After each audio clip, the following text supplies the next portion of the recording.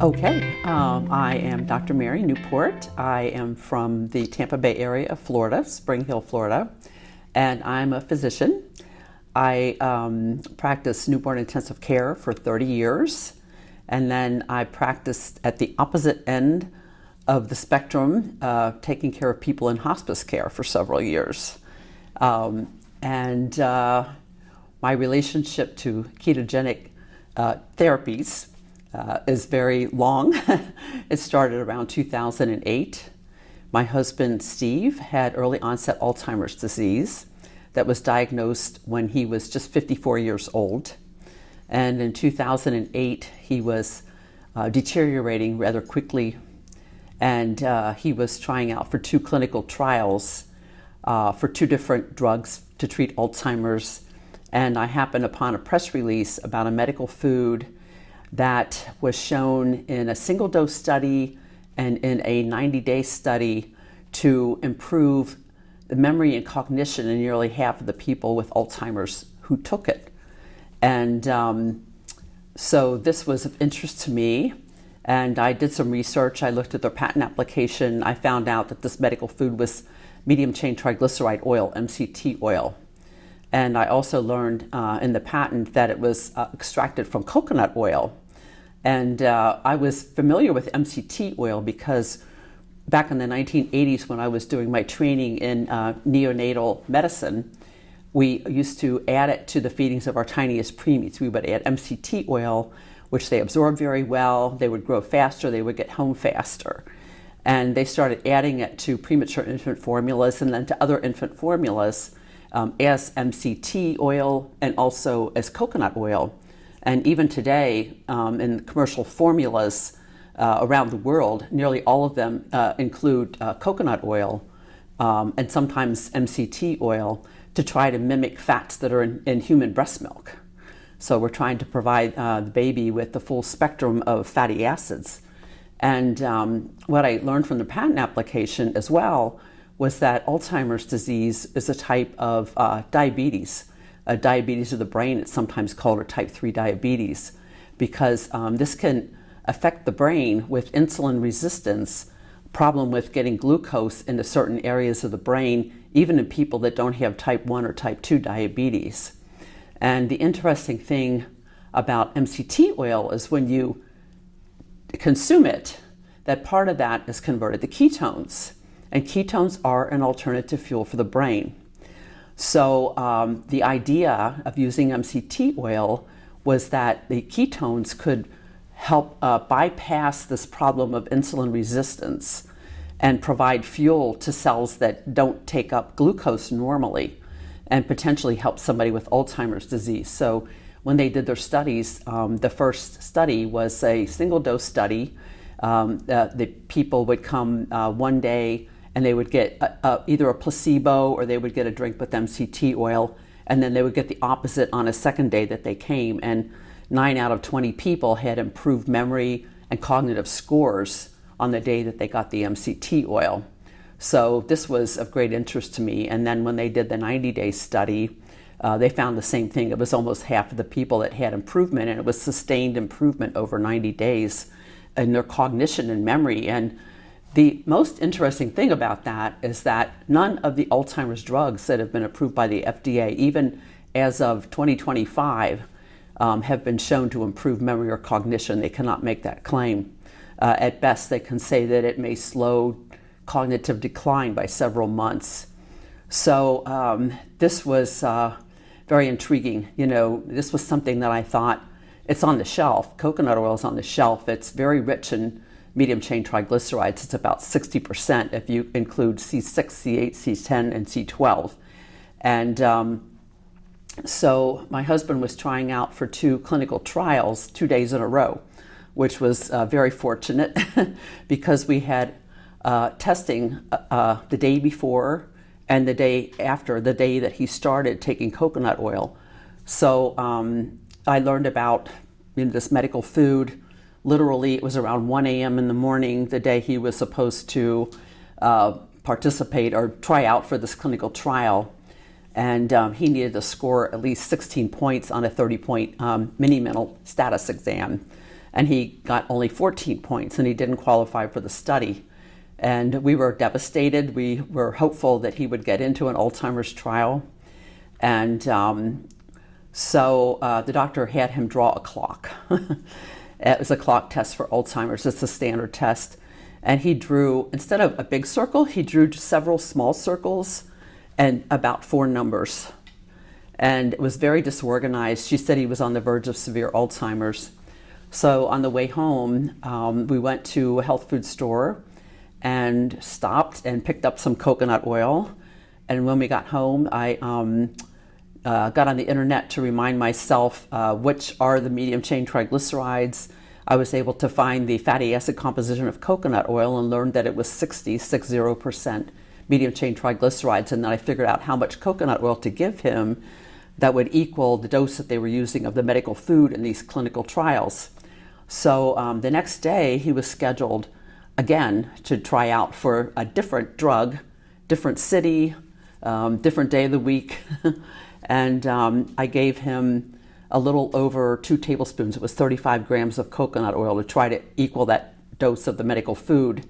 And about 4 hours later, he was tested again with the mini mental status exam. And this time he scored 18 points, which was 4 points more than the day before out of 30 points. And anything 2 points or over is considered a significant improvement.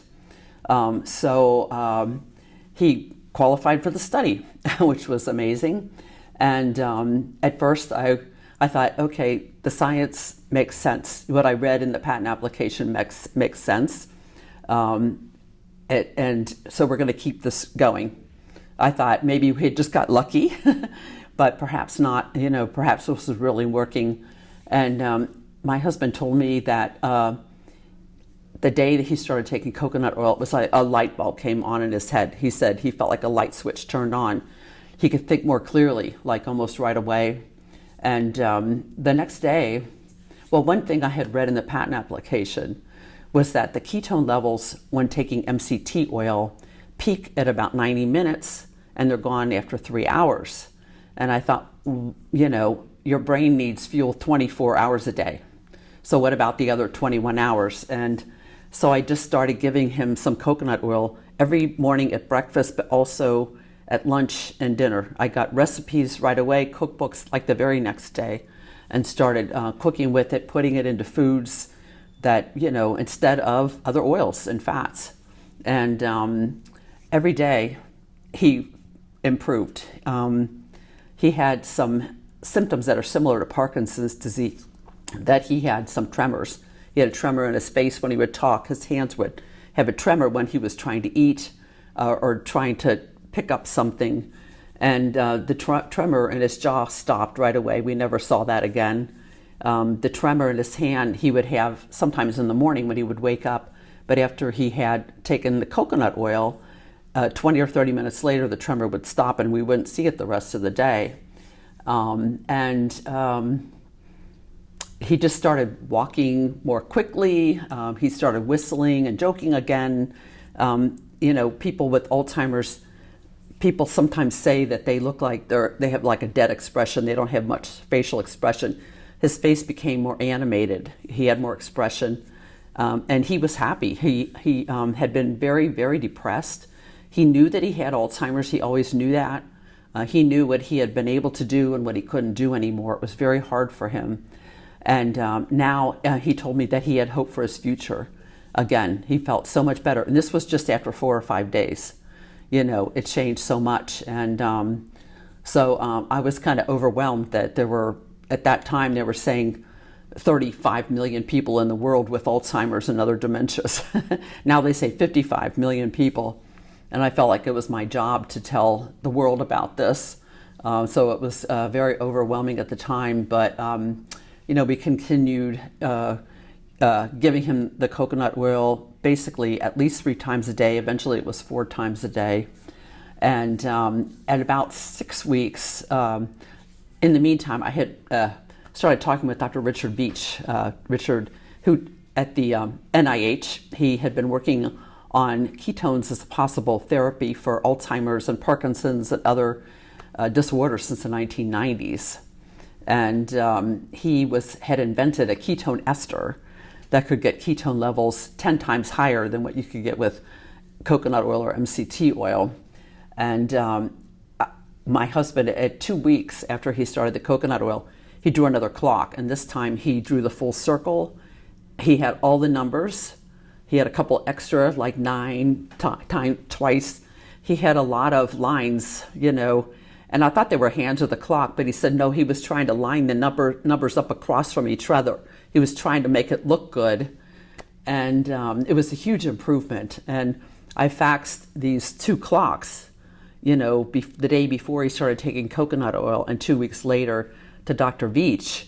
And he said, well, this is unexpected. He said he just never imagined that something like coconut oil or MCT oil would provide enough ketones to make that much of a difference. So he took a great interest in this, and he started sending me hypothesis papers. He put me in contact with other ketone researchers. Some of them were quite elderly at the time. One was Dr. Theodore Van Italy. He was in the 1960s, one of the group that found that MCT oil converts to ketones in the liver, when you consume it. He was extremely interested in this for Alzheimer's. They had written some hypothesis papers together.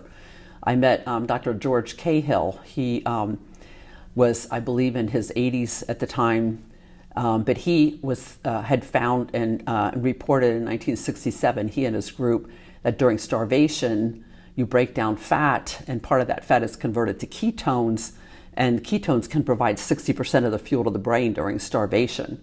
So they were all extremely interested in this idea of using ketones, ketogenic therapy, basically for somebody like with Alzheimer's and Parkinson's and other dementias and other neurological conditions. And so it was really quite something, when all of this happened. And to me, it just became my job to try to tell the world about it. So as far as the future of ketogenic therapies, this was in 2008 that this happened, and now we're 2025. So what is that, 17 years since my husband improved. And it's just huge increases in awareness of ketogenic therapies. Just the sheer number of conferences that there are about metabolic therapies and ketogenic therapies is really quite extraordinary. And I see more and more physicians becoming interested in this. At the time, with my husband, some physicians would listen. They would listen, and they would, when you explain it, they would understand. Other physicians didn't even want you to explain it to them. They would reject the idea right away, if somebody tried to tell them about it. Somebody with, a wife of a man with Alzheimer's, might have trouble convincing the physician that this is something to even try. That the doctor, they wouldn't be interested in reading it. Other doctors took it seriously, and they would listen and they would read about it. And if they had a patient that improved, then they would help their other patients with it. So it's just been a long process of I think physicians, dietitians, other people, Alzheimer's researchers, Parkinson's researchers, even becoming aware of it. And I think more and more of that is happening now. There was a big resurgence in the use of the ketogenic diet because of Jim Abrahams and Charlie Foundation, and then Matthew's friends have added to that. And but now, more recently, a ketogenic diet has been looked at as a way to improve fitness and lose weight. So that's how most people seem to have become aware of it, and they don't realize that there is more than 100 years of ketogenic diet, for treating children, and now more and more adults, that have epilepsy and other neurological conditions. So I think the future is that awareness is just going to continue to grow, and I think more and more physicians, as they have patients that improve, other physicians will find out. They will finally start listening. They'll start taking the time to read about it and understand it. And, that is my hope, that soon it will just become a standard treatment that can be used to help slow cognitive decline, help people that have neurological disorders like Alzheimer's and Parkinson's and epilepsy and ALS and multiple sclerosis. I mean, there are so many different conditions, that people could benefit, from this type of therapy. And I think the other thing it's done is create awareness of our diet in general and how poor it has become over the last 50 or 60 years with so many ultra processed foods, ingredients that are highly inflammatory, that are not good for people that have neurological disorders or want to avoid developing a neurological disorder, like cognitive impairment as we age. Inflammation in the brain is a big problem, as people are aging, and it could be reduced by lifestyle changes. Number one, the diet. So I think there are more and more awareness of the benefits of eating a whole food diet, kind of getting back to what people were eating 100 years ago compared to what so many people are eating now, fast foods and a lot of ultra-processed foods, a lot of sugary drinks that really aren't good for our brains or for our bodies as we're aging. So my hope, is that will really just continue the awareness of the benefits of ketogenic diets and whole food diets and, just healthier lifestyles in general.